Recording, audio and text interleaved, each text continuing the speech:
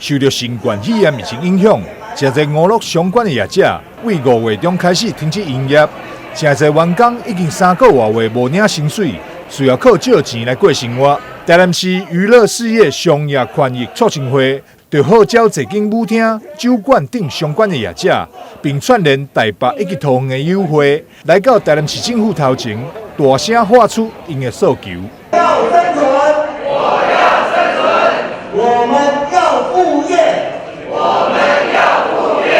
我要请伊问，咱是中央的，恁敢要行过？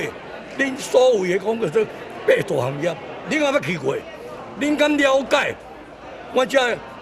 生活生态？你比如讲，伊7月27来开放有我这行业，哦，大部分拢我惯用投票高吧，佮比我这合法的这要搁较危险，哦，因为这最近电视嘛就来看到，得来聊啥物货，哦，这个是伊开放的嘛，因为我是正正当当，可能我的税金一个月爱纳20几万，爱纳20几万。即马现在生意真歹做，尤其这个去年呢，陈时中甲阮这合伙，尤其我讲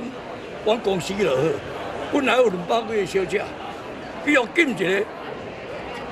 我这个去年呢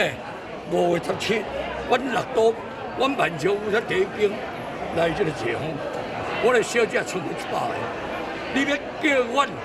业者变哪活落去？该会理事长詹正义表示，伊今年76岁，经营舞厅30多档，公司有将近300个员工。伊会出来澄清，就是因为对这个员工以及社会有责任，所以才会有今日的澄清活动。我食到76岁，我舞厅开36档啊，阮舞厅阮唔捌咧做违法的，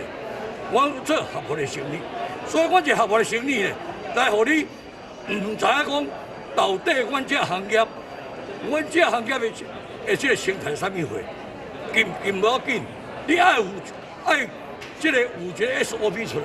我拢有遵守。比如我去年我大毛，甲阮公司好，热项羽，哦，10连制，里面要消毒，人去戴口罩，哦，等你出户口，我当然做。最后，澄清书也交由台南市政府副秘书长王阳志代表接下，整个澄清活动也将和平顺利完成。台南新闻张硕伟采访报道。